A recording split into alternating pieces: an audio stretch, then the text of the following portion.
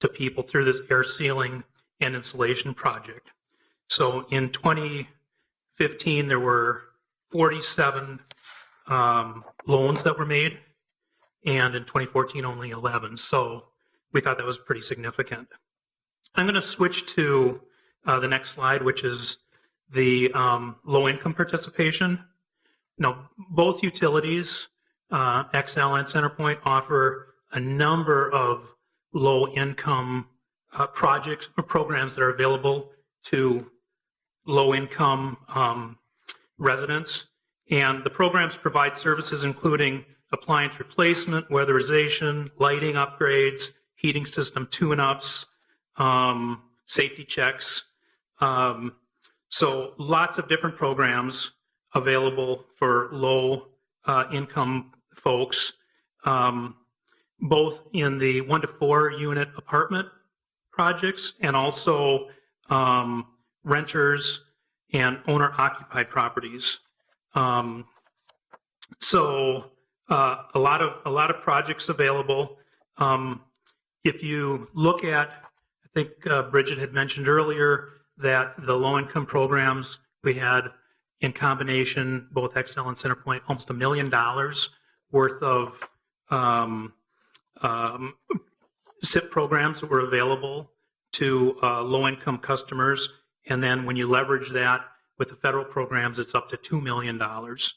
And that doesn't even count for other programs like low-income heating assistance, LIHEAP dollars, which is over another $2 million available to help people pay their energy bills, again, in Minneapolis. So very, very active program helping a lot of income qualified folks. Those would be people that are 200% and 200% or below the federal poverty level. Also, there's a map in your packet. This is around page 28, 29, that shows the distribution of where those programs were made available.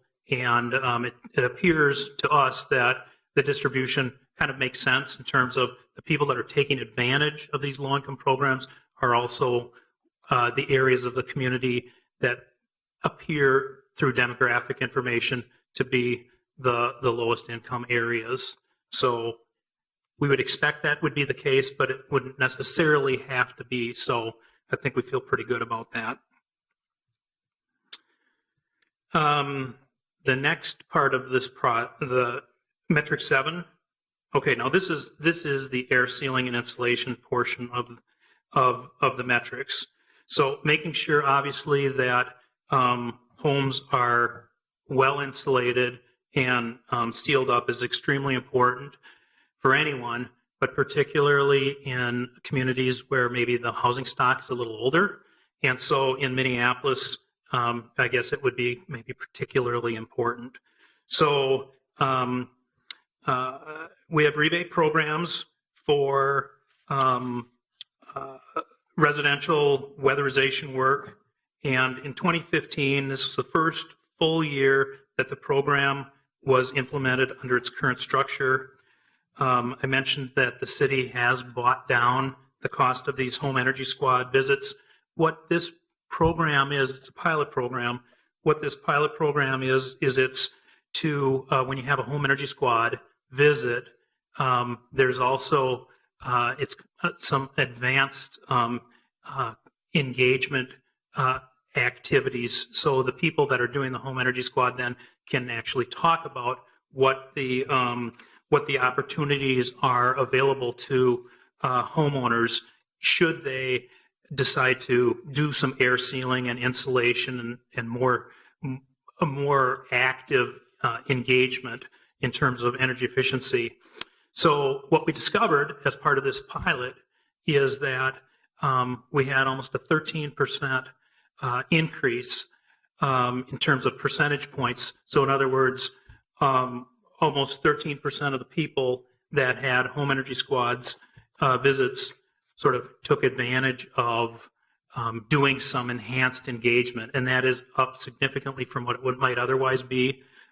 when you do the analysis and do the math, what you discover is that out of the 335 folks who moved forward with these upgrades, we're estimating that probably around 80 or 81 of them might not have moved forward if not for this residential engagement pilot. So we're very pleased about that. It appears as though the amount of the incremental cost to do the engagement project is such that it, it's been effective, but it's also cost effective, which is very significant. So we'll look to, this was the pilot in Minneapolis, but to expand it beyond Minneapolis now as we go forward. So very, very good.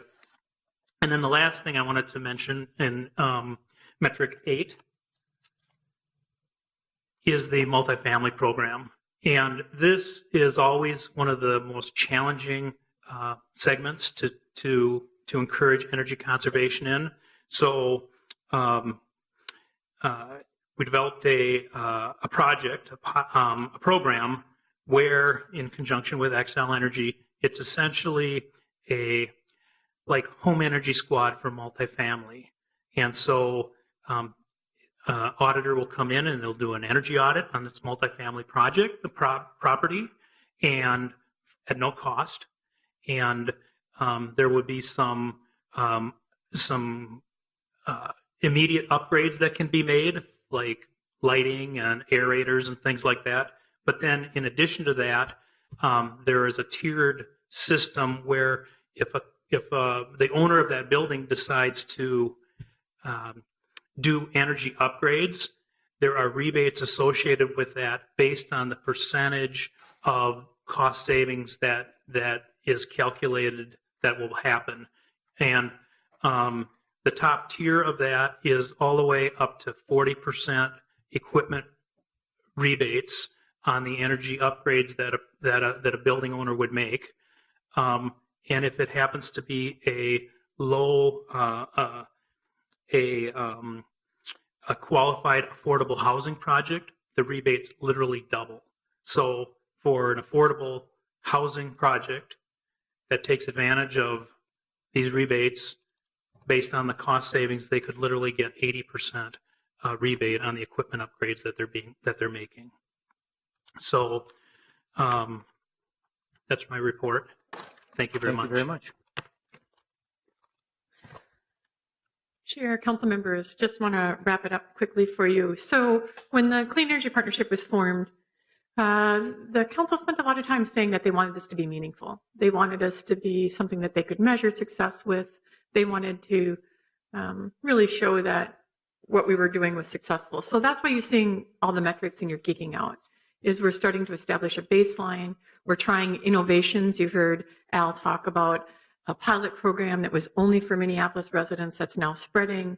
You heard Bridget talk about using our utility bill inserts in your newsletters to ramp up programs. You're seeing changes in uptake between 2014 and 2015. I think also this first year, it's really important to understand that culturally, the three different organizations working together at a staff level, at the board level, getting to know each other, getting to understand the programs and even the words that we use and what they mean. It's taken a lot of cultural work on it, and I think we're just starting to really dive deeper into these findings that you're seeing here. If you look, some of these maps between CenterPoint and Excel for some of the similar programs are really different. EVAC and the board, we're both asking about that. We need to spend more time on that. We need to look at, based on these maps, specific areas which we can do engagement. Who should be working, taking advantage of these programs, who's not, when we're overlaying with multifamily, with low income, et cetera. I think we're going to be looking at this in a context. So we've got all this rebate dollars and energy saving dollars for you, but how does that compare nationally? How does that compare with what percentage of Minneapolis customers of CenterPoint or Excel's Minnesota territory? We need to do a little bit more deeper dives on that. And then I think finally we're going to be revising our work plan for 2017-2018. This will help inform that.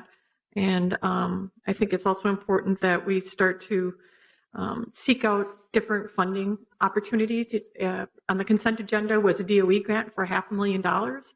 Basically, it would be taking this data, diving deeper into it, and then trying to do targeted community engagement. So that's what we want to do, is we want to look at this data to actually drive change in the city. First year, you can't do that, but we will be moving forward in that direction. I do want to wrap up by saying we're starting to receive some national recognition, speaking all over the country, but also the American Council for Energy Efficiency Economy rated Minneapolis number 7 of, I think, 50 major cities in the U.S. And one of the things was we were most improved. The White House recognized the city of Minneapolis as one of only 16 climate action champions, citing the partnership as something unique and innovative that they really want to see others look at as well. So thank you very much for your time and for geeking out with us. And we look forward to coming back next year with really talking about some of the other improvements that we've done. Wonderful. Does anybody have any questions, any committee members? I guess I have one question. It seems like one of the biggest things we're trying to do is actually reduce greenhouse gas emissions, and you talked about the challenge of getting numbers for last year this early. And do we know when we're going to be able to have those to compare to 2014? And yeah, usually it's the Airport Commission that's the final one. And last year we didn't get those until I think December or January, but I think they were optimistic that they could get those to us earlier this year. So as soon as we get them, we'll make sure you get them. well, and when I was looking at all the metrics, it looked like every single one of them we made progress on. Is there any area where we, of course, a lot, we're just developing the metrics, so we can't compare it to anything, or it's a few of them? Yeah, 2 years is not a trend make, but we're looking forward to reporting back and trying to see this better. But there really wasn't anything moving in the wrong direction so far. It doesn't appear. We want to spend some more time, but that doesn't appear. Very good. Well, I appreciate all the work that you put into this, and the rest of the staff, and all the partners. I think that sometimes the staff group is the unsung heroes of all of this, and I know that they do enormous work, and I appreciate that, and appreciate you being here today. Seeing no other comments, then I will move to receive and file the report. All those in favor say aye. Aye. Any opposed? That motion carries then. Now we're ready for our last item on the agenda, and this has to do with Minnesota Pollution Control Agency's proposed action regarding Northern Metals Recycling Facility. And Mr. Dan Huff is going to give us a report. And the proposed action here is to direct staff to submit written comments supporting the MPCA's notice of intent to revoke and not reissue the air quality permit for Northern Metals Recycling. Good afternoon.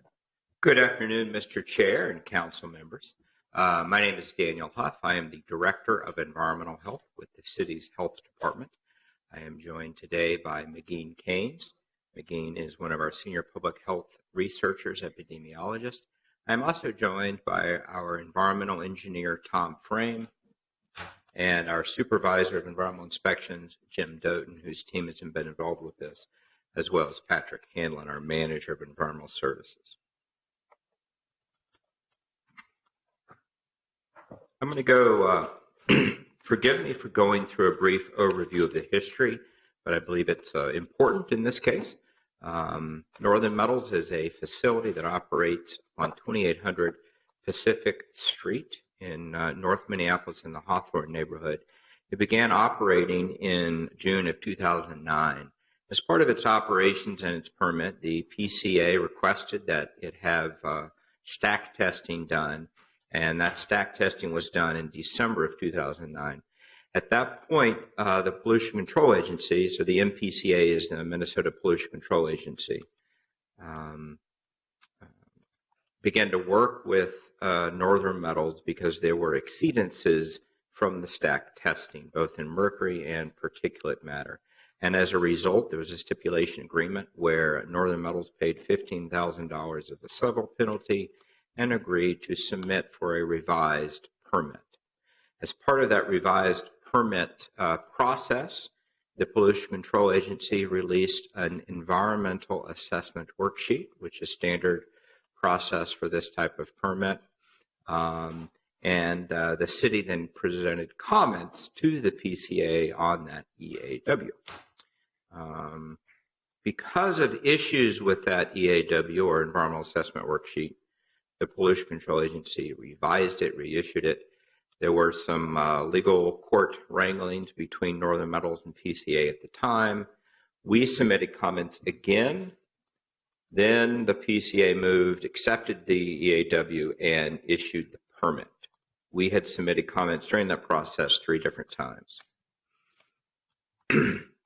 So that was in 2012 that Northern Metals received its revised permit allowing for increased emissions. And in January of 2013, the Pollution Control Agency installed a monitor up on Lowry Avenue near Northern Metals. The monitor then moved in 2014, and the PCA added new monitoring equipment to it to look for total suspended particles, metals, and volatile organic compounds. Within a month of installing that monitor, the PCA began to see exceedances in total suspended particles, TSP. Those exceedances were for 2014 and then continued into 2015 and 2016. As a result of that, they installed another monitor on Pacific Street. So we have one just on the north of Northern Metals, one on just to the south of Northern Metals, and that also indicated exceedances for the total suspended particles standard, air quality standard. This gives you an idea of the area. This road here is Lowry, and let's see, there's Pacific right there. So we have a monitor here, and we have a monitor here, and this is Northern Metals property in northeast or North Minneapolis in the Hawthorne neighborhood. So in 2016, the Pollution Control Agency released analysis that showed not only do we have total suspended particles, but we also have heavy metals that were at levels of concern with both chromium, cobalt, nickel, and of particular concern for us, lead. At the time of those lead measurements, that monitor had the highest levels of lead detected, air lead emissions in the entire state. And they were 80% of the federal standard. So in May of 2016, MPCA gives notice of intent to revoke the air quality permit without reissuance. That is based upon the PCA's statement in their release. The reason that they are proposing to revoke the permit is that Northern Metals is causing or contributing to exceedances of the air quality standard. That the PCA also states that the Northern Metals failed to disclose or calculate emissions for all operations and equipment. The PCA states that Northern Metals made substantial changes in 2014, but did not obtain an amendment to this permit. And PCA states that Northern Metals failed to provide complete information about its emissions. So those are the statements that are being put forward by the PCA and their public notice to revoke the permit without reissuance. I am going to turn it over now to my colleague, McGinn Keynes, to talk about just some of the environmental health data that we have for that area related to both lead and asthma.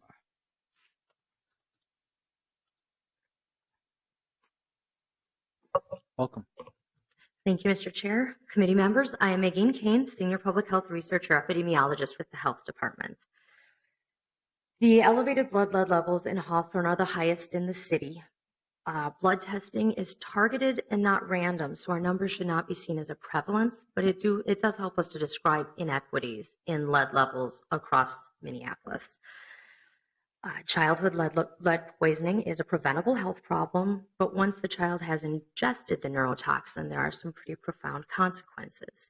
These can include things ranging from nervous system and kidney problems to delinquency, lower academic achievement, language behavioral problems, decreased muscle and bone growth, and hearing damage. And because of the relationship between lead exposure and inhibition of impulsive behavior, lead exposure has also been linked recently to criminal activity, unintended pregnancies, and of course, high lead levels can be fatal. The highest rate of asthma hospitalizations in Minnesota does occur in 55411. Again, our estimate is helpful to describe the inequities across the state and the county and the city. Providers are not required to report asthma to the health department by statute like they are some other diseases. So this shouldn't be interpreted as how many children have asthma, but a way to say there's much more asthma in this zip code than there are in other areas. Asthma, just as a general reminder, has two different types of triggers. An inflammation trigger is an immune system response. It involves histamines and special kinds of white blood cells. And those are things that we would typically refer to as allergens, household dust, mold, cockroaches, animal dander. The other thing that can cause an asthma attack is an irritant trigger, and that treats the body similar to a burn where there is damage to the surface cell and swelling beneath the surface cells. And irritant triggers can include things like exercise, cigarette smoke, cold air, and air pollutants. People who are sensitive to inflammatory triggers are more likely to have a heightened response to irritant triggers afterwards. So as McGee indicated, we do have specific concerns, especially within the Hawthorne neighborhood. Now, we do not know that these exceedances that the Pollution Control Agency has monitored are correlated or causal of these health issues. In fact, these health issues are complex. There are a lot of causes for it. But what we do know is that this area is already a burdened population with many environmental health issues. And that is a primary concern for us in the health department and for the city. Thank you. Thank you. Appreciate you being here. I also want to recognize that Councilmember Yang is here, and you're welcome to join us up here if you have any questions or anything like that as well, or if you want to make any statements right, for us. But glad you're here listening to this. I'm just a little bit curious about if you can explain a little bit of the operations about how these particulates might be getting into the air. I know that people know Northern Metals is a metal recycling facility. But doesn't seem like all the metal recycling facilities have the same kind of air quality issues associated with it. Is there something unique about their operations that might explain this? Well, Mr. Chair, happy to talk just in brief about the operations. And I do just want to state that the PCA has stated that they believe that the Northern Metals is causing or is contributing to these emissions. What I can do is just talk about the operations at the facility. The facility is a metal recycler. They have a metal shredder, which takes large pieces of metal, whether they be car parts or other, shreds that up into small pieces, use a magnet to extract the iron, and then the other pieces or the other kind of fluff of metal is also separated out. So whenever you have, pieces of metal that are shredded up, you can have those emitted into the air. And so there's paint on this metal before it's shredded and all of those things, and lead is in the paint, or is it in the metal itself? Do we know? Mr. Chair, there's always lead in electrical switches and solder. As to where the source of this particular lead that was monitored by the PCA, I don't know. Okay. I appreciate that. Councilmember Glidden has a question. Thanks, Mr. Chair. I just wanted to make sure I was understanding a little bit more about kind of what is the remaining process and procedure from here on in. And I will note, I thank you for the presentation, which reminds us of when and how the city of Minneapolis has been part of the public part of the process in the past. So we have a history of engaging on items like this, and in this in particular. So, yep, go ahead. If you know what's the process from here. So you're asking us to authorize you to submit comments, but what is sort of the rest of the process from here? Mr. Chair, Council Vice President Glidden, a few things are happening simultaneously from the Pollution Control Agency. On Thursday, in Ramsey County District Court, the PCA has requested that the court order an injunction against Northern Metals ceasing operations until the permit revocation issue is resolved. Today's staff direction is for us to prepare and submit comments on the public notice by the PCA that they are moving forward to revoke the permit without reissuance. Those comments are due June 20th. We will submit those comments, and then the process will continue forward. There may be a contested case hearing. If that is the case, then it takes sort of a different path between PCA and Northern Metals. Thank you very much. So maybe I don't know if the city attorney can help us understand maybe the timing of the contested case hearing. What does that involve?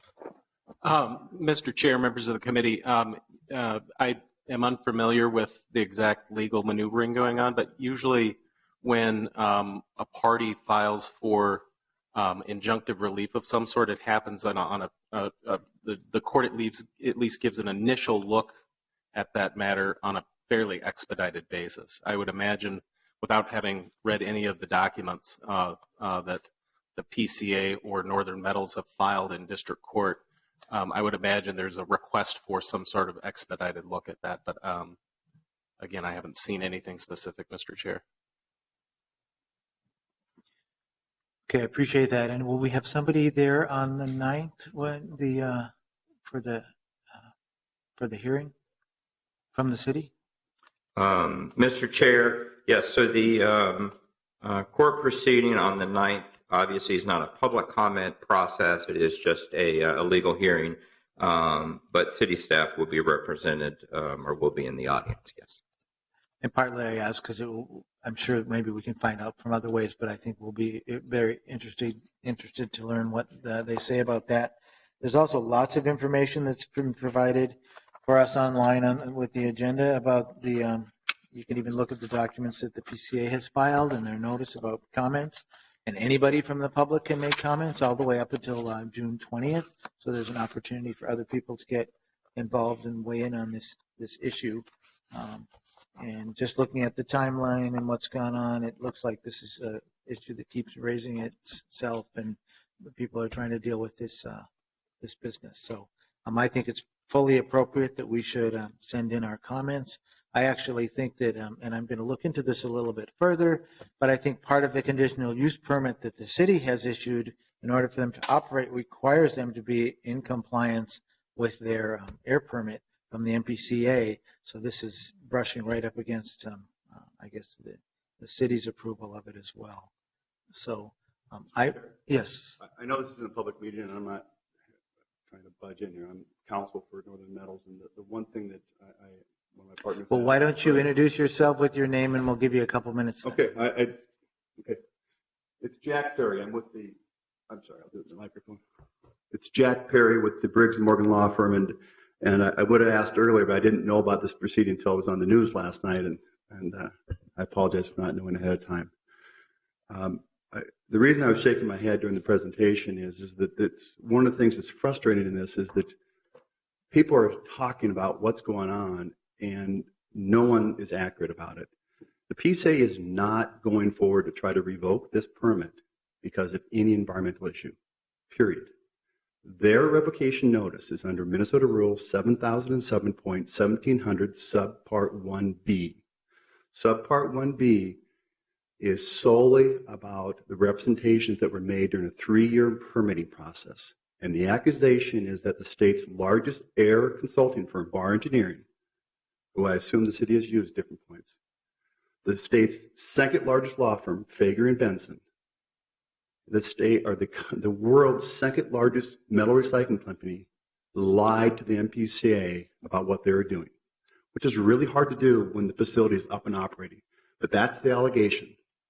Since that allegation was made on May 20th, and the reason I wanted to speak was on May 26th, we filed 116 pages of just affidavits going through the permitting process, explaining that if NPCA had read their initial permits in the 1990s, they would have realized the allegation they're making is false. The allegation is that we changed the operations and that from what is enclosing the admissions, from the equipment to the building, they are alleging that we permitted the facility with the building being the fugitive emission control containment. The problem that they have, and the reason they have now retracted that, though they haven't told their staff, is that in the 1990s, they didn't have a building around the equipment. There was no building. So there couldn't be a building to contain the air emissions. And in the 2010 to 2012 amended permitting process, the MPCA's own documents, at least a dozen times, if not more, explained that this thing was permitted as a, quote, outdoor facility, no containment. The containment came because of this body. This body said, we want a building around here, not for fugitive emissions total enclosure, which is a very technical air emissions issue, but for aesthetics, noise, and for in case there's any sparks or any explosions. We said, fine. And the only two people in the entire universe who were part of the initial permitting process and the amended permitting process 5 years ago, Rocky Rockenstein from Fager Law Firm and Mike Hansel from the Bar Consulting Firm. Mike Hansel was the head of the air division for the MPCA. Rocky Rockenstein is now retired, but was one of the most well-regarded people in the entire state of Minnesota in getting permits through, particularly air permits. These people didn't lie to the MPCA. The MPCA has falsely accused people based upon looking at the 2010-12 misinterpreting the amended permitting process and not looking at the old. I'm not asking you to believe me now, but what I'm asking for is I want an opportunity between now and whenever you submit comments to understand that there is no environmental allegation for this revocation. Nothing. That's under subpart 1C. They do not make a finding because they can't make the finding. They can make a lot of noise, but they cannot make a finding as is required to revoke a permit because of environmental issues. They want to distract your attention and get you excited about environmental issues when they can't under the science. If they could, they would, believe me.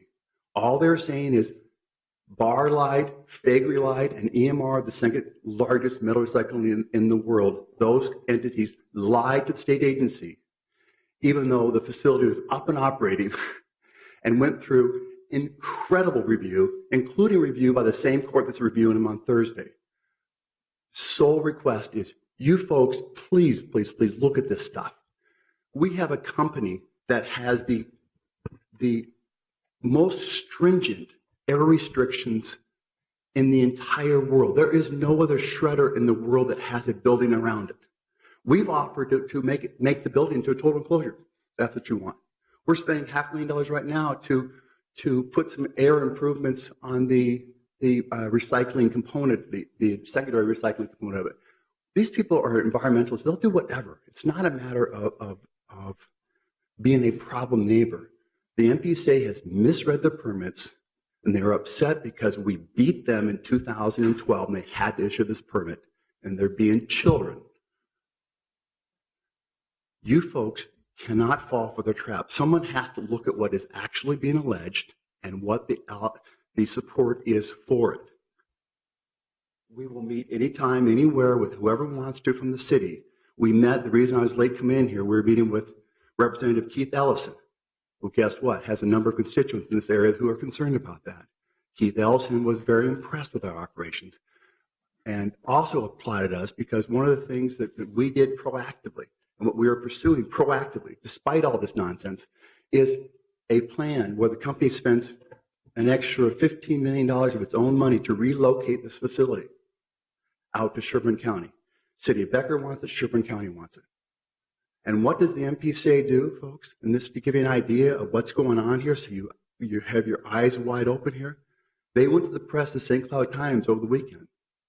And they told them, oh, be careful of this entity. They've lied in the permits. No, we didn't lie. That's defamatory. And they said, we're going to, they said it in the press, which is, I mean, Councilmember Fry is going to go crazy on this. In the press, they said, we are going to treat Northern Metal's application to relocate, it's a net good for everybody. We're going to treat them differently than we did Crow Wing Recycling and their shredder application 3 years ago. Because you asked the question, Councilmember Gordon, how are the emissions here different than other like facilities? Our emissions limits, because we are here, located here, are 1/16 of the emissions levels as it relates to PM. 1/16 of what Crow Wing County has in Crow Wing County. Why? Same exact operation. It's because of the location. So this is not a facility that is poorly operated. To the contrary, there is no environmental initiative that we could do that isn't being done or being worked on right now. We hired a consultant from out east at the request of the MPCA, to identify, let's look at this facility, identify anything and everything we could do to the facility. I said, I don't know what you would do different. We have solicited everything possible to try to be a good steward. And for that, the only ask that I have of this committee and of you individuals and other council members is to show us the respect that we have earned, I believe. Let us have an opportunity to explain our side, because these facts don't support it. These people are well-intended, but that's not what's going on in this case. Thank you. Thank you. Appreciate you being here, and you have had an opportunity to present your side to the committee here. So I'm glad that we afforded you that.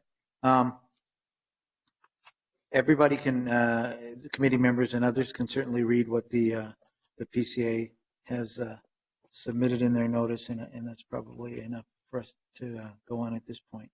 But I would like to move the staff direction to direct staff to draft and submit written comments in support of the Minnesota Pollution Control Agency's notice of intent to revoke without reissuance the air quality permit for Northern Metals Recycling. Is there any discussion on that motion? Councilmember Fry. Thank you, Mr. Chair. Mr. Huff, I just had one question regarding the technicalities of what we are issuing our comments on, as to whether it's letter number B or letter number C. Mr. Chair, Councilmember Fry. C and I'm sorry, I'm not following you. Okay, so there was, as explained earlier, there's sort of two different sections to the statute. There's one dealing with the initial issuance of the permit, and then deviating from those promises and standards and thus lying. And then the other piece is just the overpollution of the area. So which section are we commenting on? Because I want to make sure whatever we say actually pertains to the case.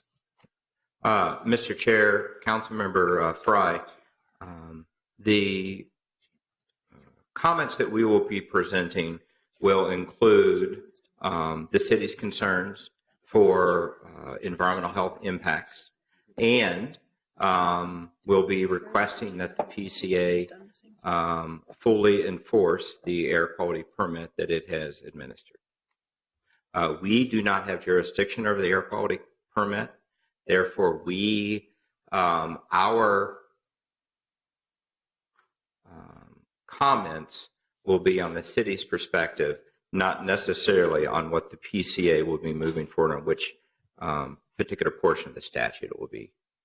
That is more up for the PCA to decide which part of the statute it is using its enforcement authority.